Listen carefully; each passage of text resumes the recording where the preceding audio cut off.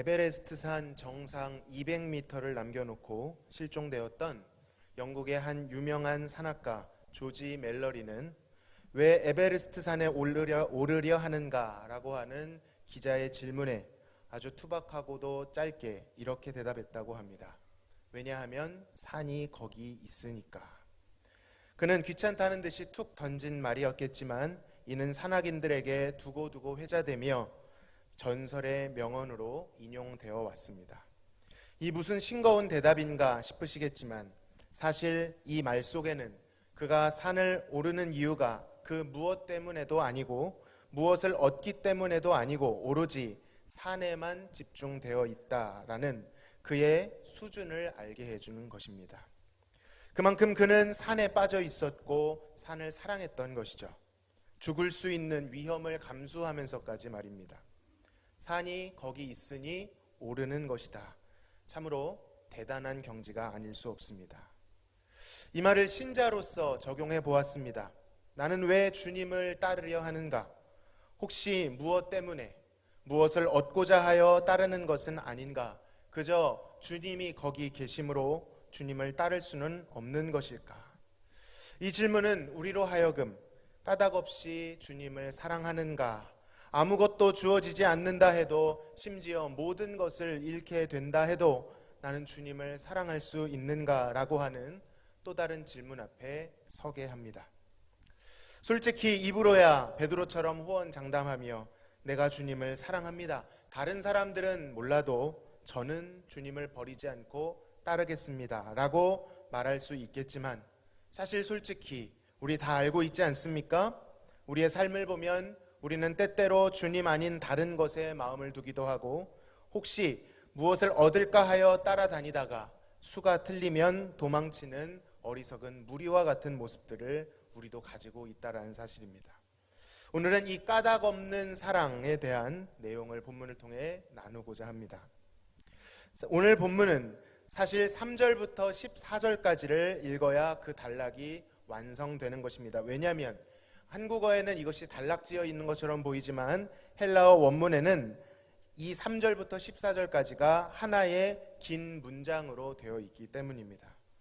이 본문의 내용은 이를 통해 삼위일체 하나님께서 어떤 일을 행하셨는가 그것에 대해서 찬송하고 있는데 특별히 오늘 우리가 읽은 3절부터 6절까지의 말씀은 그중 아버지 하나님, 성부 하나님께서 어떤 일을 행하셨는지에 대해 나타내고 있습니다. 문장이 긴 만큼 그 안에 담고자 했던 메시지와 또한 풍성한 장엄한 어조가 담겨 있습니다. 그리고 이 저자인 바울은 지금 감탄과 흥분의 정서 가운데 있다라는 것이죠. 3절은 찬송하리로다 라고 하는 찬양의 선포로 시작하고 있습니다. 이 문장을 읽고 있노라면 영혼의 시원함, 영혼의 위로를 얻게 됩니다. 비록 마음이 곤고하고 우리는 이러한 수준에 이르지 못했을지라도 바울이 확실히 느끼고 선포하고 있는 찬송하리로다 이 속에 담겨 있는 환희와 감격이 분명히 있다라는 것으로 인하여 위로를 받게 되는 것이죠. 그리고 그것이 우리에게도 부어지기를 갈망하게 됩니다. 더군다나 이 글을 쓰고 있는 바울은 지금 로마의 감옥 안에 있습니다. 투옥된 상황에서도 어떻게 이런 어조로 하나님을 찬양할 수 있는 것인가? 그것이 가능한 것이구나 위로와 소망을 얻게 됩니다. 여기에 찬양하다라는 단어는 율로게토스라는 단어인데요. 직역하면 찬양받기에 합당하다라는 뜻입니다. 그러니까 찬양받기에 합당한 그러한 가치가 충분하신 아버지 하나님을 찬양하라라는 뜻입니다. 여기에는 근거가 있습니다. 무엇 때문에 그가 찬양받기에 합당하다는 것입니까? 바로 성부 하나님께서 우리 가운데 행하신 일 때문입니다. 본문은 성부 하나님이 어떤 분이신지 그가 어떤 일을 행하셨는지를 드러내고 있습니다. 그는 누구이십니까? 본문을 보시면 그는 하나님이신데 그리스도의 아버지이시다라고 3절에서 소개합니다. 즉 아버지 하나님과 그리스도의 아버지는 동일한 분이시라는 것이죠.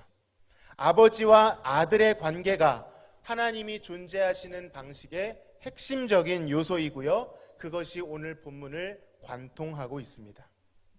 아버지 하나님, 즉 그리스도의 아버지께서 아들을 통하여 우리에게 어떤 일을 행하셨는가가 본문의 핵심이라는 뜻인 것입니다. 어떤 일을 행하셨습니까? 왜 그것은 감탄할 만하며 찬양받기에 합당한 일입니까? 본문 3절에서는 그가 우리에게 복을 주셨기 때문이다 라고 말씀하십니다. 그런데 이 복은 그냥 복이 아니고 하늘에 속한 복이며 모든 신령한 복이다 라고 소개합니다. 사실 이 하늘에 속한 복이 무엇인지, 모든 신령한 복이 무엇인지 이 설명은 너무나도 방대하고 풍성하기 때문에 짧은 시간에 나누기는 어렵습니다. 그러나 분명한 것은 이것은 분명 복되신 하나님께로부터 온 복이고요. 그리고 땅을 넘어서고 인생을 넘어서는 하늘의 복이다라는 사실입니다. 사람의 영역을 넘어서는 것이죠. 다시 말하면 이것은 인생에 보이는 것, 소유, 상황, 상태로 인해 결정되어지는 것이 아니다라는 말씀입니다. 바울은 지금 어디에 있습니까? 악명 높은 로마의 감옥 안에 있습니다. 상황으로 보면, 그의 상태로 보면 그것은 절대로 복이라 할 수 없죠. 그러나 그는 이 감옥에서조차 말하지 않으면 모를 정도로 이 복을 충만히 누리고 있고 이 복을 확신하며 선포하고 있습니다. 감옥이 그 안에 임하는 복을 막지 못했다라는 것이죠. 열악한 상황이 그 복의 충만함을 저지하지 못했다라는 것입니다. 그만큼 이 복은 강력한 것이다. 세상에서 말하는 복의 개념들은 다분히 상대적입니다. 가지고 있어도 타인과 비교할 때 부족해 보이면 분명히 가지고 있는데 만족을 느낄 수 없습니다. 감사는 사라지고 도리어 상대적 박탈감을 느끼죠. 그러나 하나님께서 주시는 이 복은 그렇게 상대적인 것이 아닙니다. 절대적이며 영원한 것입니다. 소유와 상태에 의해 결정되는 것이 아닙니다. 이 흔들리지 않는 복, 그것이 우리에게 주어졌습니다. 그리고 그 복이 주어지는 지점이 있는데 본문은 그것이 바로 아들이신 예수 그리스도 안에서라고 밝히고 있습니다. 오직 그리스도 안에서만 이 복을 우리에게 허락하신다라는 것입니다. 앞서 그리스도의 아버지로서 강조되었던 하나님께서 이제는 그 복을 아들 그리스도를 통해서만 우리에게 내려주십니다. 반대로 말하면 아들을 거치지 않고서는 복되신 아버지께로 나아갈 수 있는 방법이, 그를 알 수 있는 방법이, 그와 교제할 수 있는 방법이 조금도 없다라는 뜻이죠. 4절과 5절에서는 그 복의 내용이 무엇인지, 그리고 그 복을 우리에게 어떻게 내려주셨는지를 좀 더 자세하게 진술합니다. 그것은 선택과 예정입니다. 4절에 보니까 곧 창세 전에 그리스도 안에서 우리를 택하사라고 말씀하십니다. 하나님께서 우리를 선택하셨답니다. 그런데 언제 선택하셨습니까? 창조보다 앞서서 모든 세상이 있기도 전에 우리를 선택하셨답니다.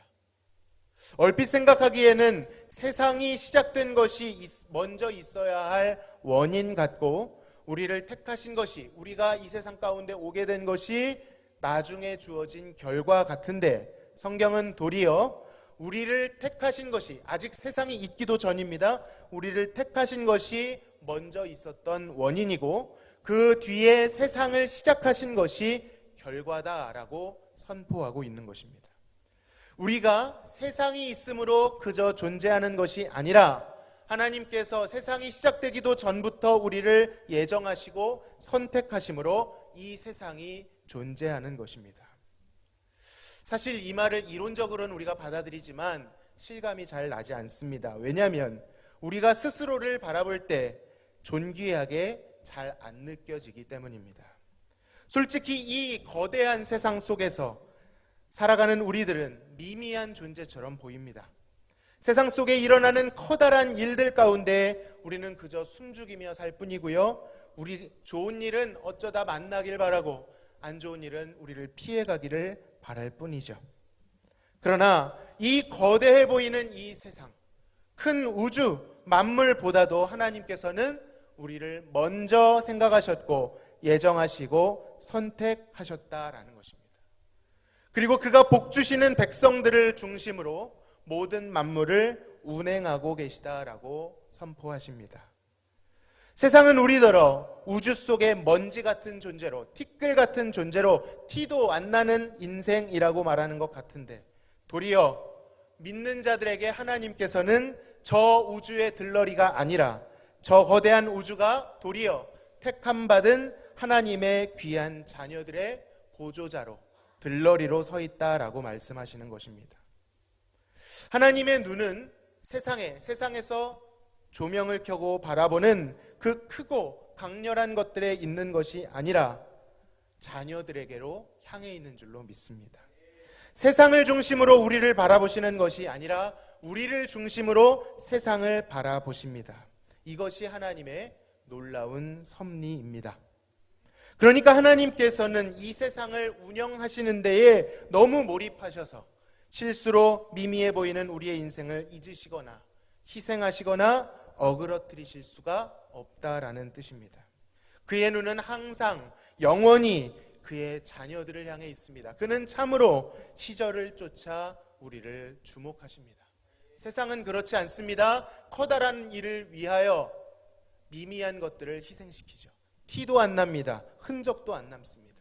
그러나 하나님께서는 우리와 같은 보통 인생같이 보이는, 때때로는 그 세상의 휘황찬란한 것들에 비하여 초라해 보이는 우리의 삶 같은데 도리어 하나님의 온 마음이, 전심이 그 자녀들을 향해 있다라는 이 사실이 우리에게 큰 위로가 되는 줄로 믿습니다. 뿐만 아니라 아버지 하나님의 택하심과 예정하심은 우리를 그 앞에 거룩하고 흠이 없게 하시기 위함이다 라고 4절 말미에 말씀하고 계십니다. 한번 생각해 보시기 바랍니다. 만약에 인간이 자연인 그대로 거룩하신 하나님 앞에 서면 어떻게 될까요? 하나님은 우리가 아주 쉽게 말하곤 하죠. 거룩한 분이다. 그러나 이것은 굉장히 무거운 단어입니다. 성경은 그의 거룩하심을 일컬어 소멸하는 불이다 라고 말씀하십니다. 그 앞에 부정한 것, 하나님께로부터 오지 않은 죄된 것이 서면 모두 살라버리십니다. 소멸시켜 버리십니다. 하나님 앞에 죄와 허물은 용납될 수 없고요, 존재할 수도 없습니다. 거룩하지 않은 자가 거룩하신 하나님 앞에 서서 생존할 수 있다, 그분과 교제할 수 있다, 관계를 맺을 수 있다, 그것은 불가능한 일입니다. 상상도 할 수 없는 일입니다. 하나님 앞에 서 있는 죄인의 운명은 오직 하나님의 진노로 인한 사망뿐입니다. 그런데 그 누구도 아니고 그 거룩하신 아버지 하나님께서 이 패역한 죄인들을 하나님의 거룩하심 앞에 서게 하신다는 것입니다. 그리고 하나님의 거룩하심 앞에 섰지만 죽지 않고 살아 능히 하나님과 교제하도록 하신다는 것입니다. 그들을 택하실 뿐더러 그들을 거룩하게 하시고 흠이 없게 하셔서 마침내 하나님의 아들들이 되게 하신다는 것입니다. 여러분, 이 하나님의 아들들이 된다는 것이 어떤 의미인지 아십니까? 하나님의 아들이 누구죠? 예수님입니다. 하나님의 아들은 예수님밖에 없습니다. 그런데 그 예수 그리스도가 가지고 있는 복된 관계를 우리에게 나누어 주시고 예수님께서는 생색내지 않으시고 이렇게 말씀하셨죠. 너희를 형제라 부르기를 부끄러워지 아니한다. 그 아들들을 삼아 주시겠다는 것입니다. 왜? 하나님께 반역하고 하나님을 버린 원수들, 우리에게 동정심을 가질 수가 없습니다. 우리가 객관적으로 바라본다면, 이미지화하지 않고 팩트만을 본다면 도무지 우리는 자비를 얻을 수 없는 자들인데, 용납할 수 없는 저주받은 자들인데, 하나님께서는 우리와 자녀의 관계를 맺으시겠다는 것입니다. 정말 어려운 일이죠. 사실 불가능한 일입니다. 말이 안 되는 일입니다. 그런데 이 말도 안 되는 일이 가능케 되었습니다. 어떻게 그것이 가능하게 되었을까요? 바로 5절에서는 그것이 그리스도로 말미암아 가능케 되었다 밝히고 있습니다. 그렇습니다. 아버지께서는 우리를 양자 삼으시기 위하여 그의 친자이신 예수 그리스도를 내어주셨습니다. 우리에게 이 신령한 하늘의 복을 주실 수 있는 이유와 근거, 우리를 창세 전에 선택하실 수 있는 이유, 원수된 우리를 자녀로 삼으실 수 있는 그 근거는 아버지가 자신의 영원한 독생자이신 예수와 먼저 언약을 맺으시고 그를 죄로 인해 죽었던 우리의 비참한 자리로 보내시고 그 죄를 대속하게 하셨기 때문인 것입니다. 원수를 자녀 삼기 위하여 자녀를 원수 가운데 내어주신 것이죠. 너무 많이 들어서 혹시 우리에게 이것이 진부하게 들리지는 않습니까? 그러나 이것은 결코 그런 취급을 받아서는 안 되는 진리입니다. 날마다 묵상해도 결코 질릴 수 없는 놀라운 셈인 줄로 믿습니다. 주께서 우리의 영혼을 일깨워 주셔서 이 복음의 진리가 더욱 깊이 풍성히 우리에게 깨달아지기를 하나님께 빌 뿐입니다. 세상에 많은 행복이 있다 한들 우리에게 그리스도를 내어주사 가장 순결하고 가장 아름다우신 그 아들을 내어주사 죄의 저주를 다 뒤집어 쓰게 하시고 우리를 그 대신 하나님의 그 복된 자녀가 되게 하신 이 복은 그 어떤 것과도 비교될 수 없는 것입니다. 이 은혜를 정말 우리의 영혼이, 우리의 전심이 깨닫기만 한다면 우리는 그것만으로 만족하고 감사하게 될 것입니다.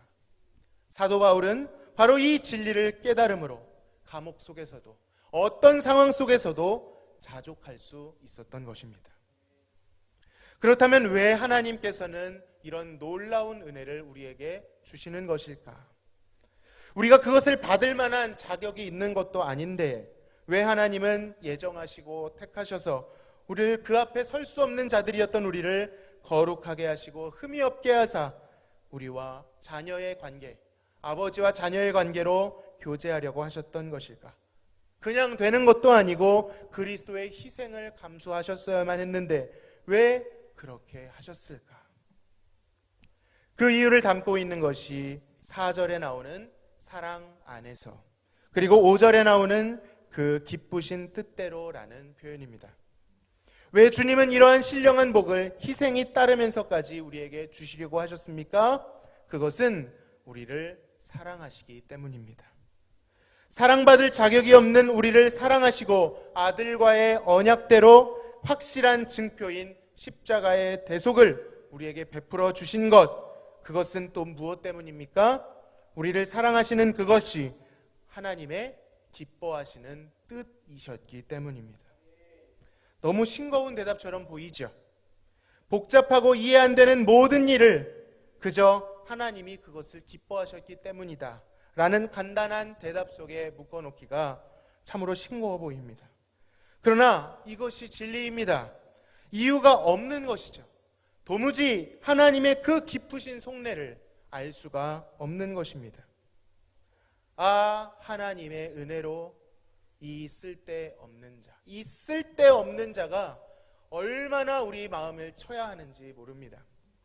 왜 구속하여 주는지 난 알 수 없도다. 다른 무언가가 있어서가 아닙니다. 무언가를 위해서도 아닙니다. 무엇을 얻으려 함도 아닙니다.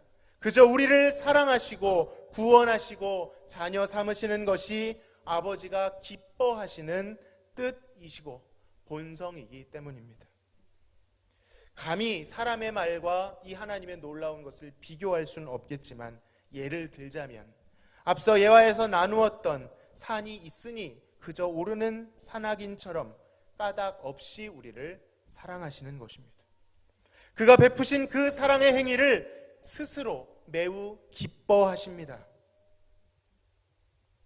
아들을 보내시면서까지 이 죄인들을 구원하시고자 했던 아버지 하나님의 마음은 과연 어떤 것이었을까? 우리를 향한 그의 사랑은 도대체 얼마만큼의 길이이길래, 넓이이길래, 높이이길래, 깊이이길래 그렇게 우리에게 아들을 내어주셨을까?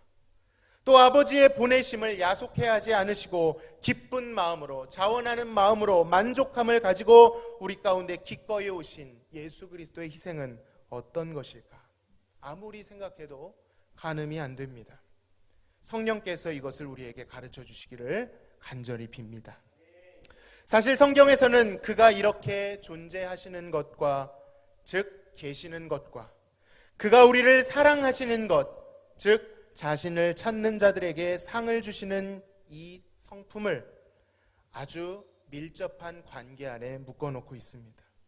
즉 아버지 하나님의 존재하심과 그가 우리를 사랑하시는 이 행위는 하나님의 한 본성 안에서 나온다는 것이죠. 하나님께서는 자신과 더불어 바른 관계를 맺고 그를 사랑하고 경외하며 섬기는 자들에게 상을 주시는 분이십니다.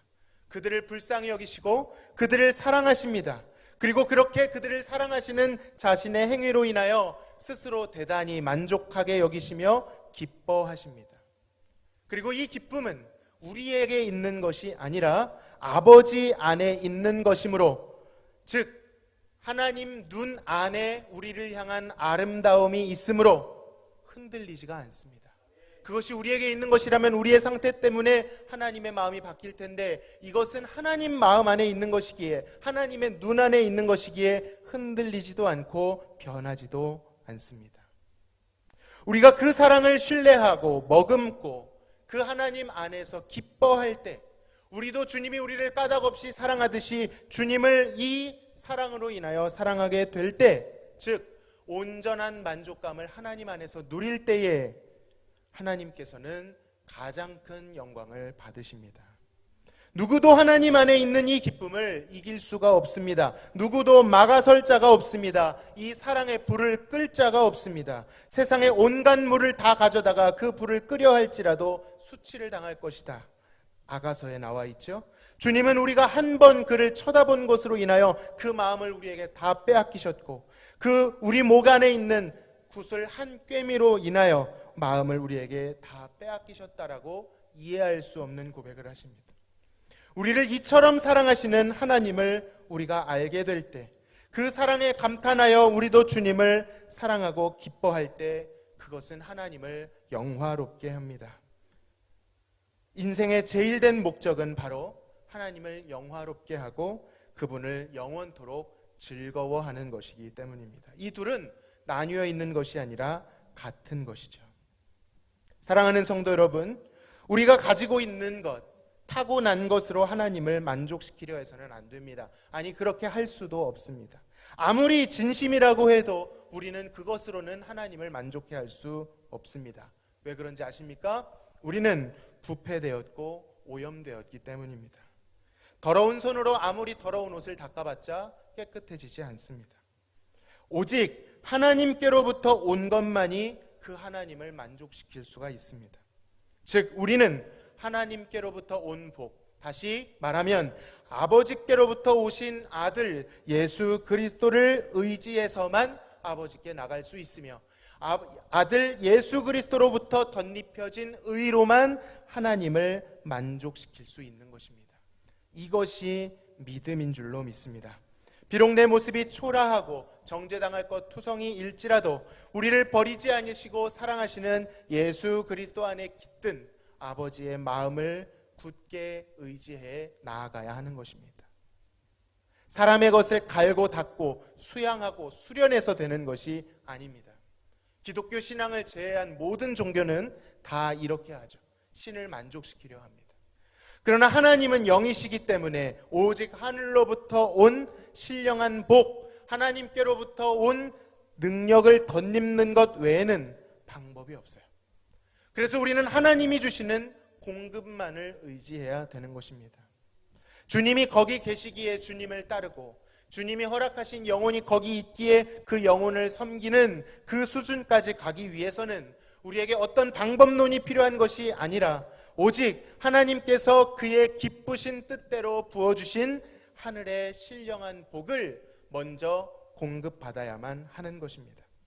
이것은 가만히 있는다고 되는 것이 아닙니다. 뜬구름 잡는 얘기가 아닙니다. 이것은 아주 실제적이고 치열한 행동입니다.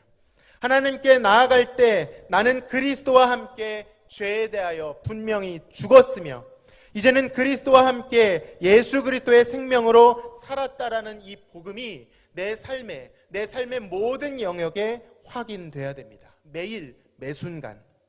그 정체성을 잃어버리는 순간 우리는 헤매일 것입니다. 우리를 바꿀 수 있는 유일한 힘은 하늘로부터 온 신령한 복, 보혈의 능력, 예수 안에 있는 새 생명, 그로부터 나온 구원의 즐거움, 성령의 권능인 줄로 믿습니다. 한 무명의 선교사님이 설교하고 간증한 것을 선교 집회에서 들은 적이 있습니다. 그 간증은 미사여구가 전혀 없는 아주 투박한 간증이었습니다. 하루는 선교사님의 딸 아이가 매우 아팠다고 합니다. 그는 우는 아이 앞에 어찌할 수가 없어 주님께 간절히 기도했습니다. 제발 이 딸 아이를 낫게 해달라고 부르짖어 보기도 하고 하나님께 자신들의 죄를 다 끄집어내서 회개도 해보았지만 도무지 나아지지가 않았고 어떻게 기도해야 하나님이 나를 긍휼히 여기실지 방향이 잡히지 않았습니다. 너무도 괴로운 시간을 보내던 중에 하루는 기도를 하는데 마음속에 깊은 곳에서 묵직한 감동이 찾아왔다고 합니다. 그것은 마치 주님의 질문처럼 들렸습니다.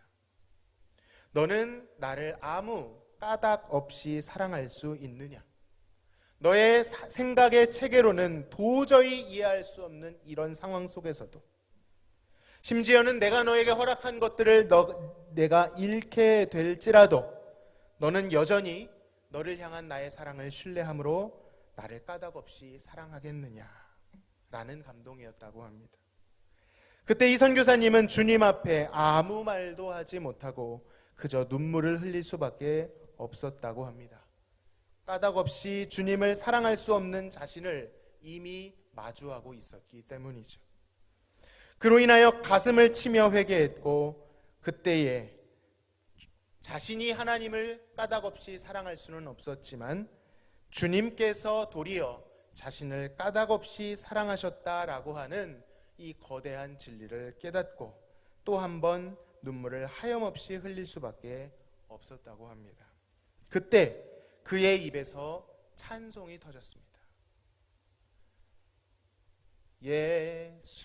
예수님이 좋은 걸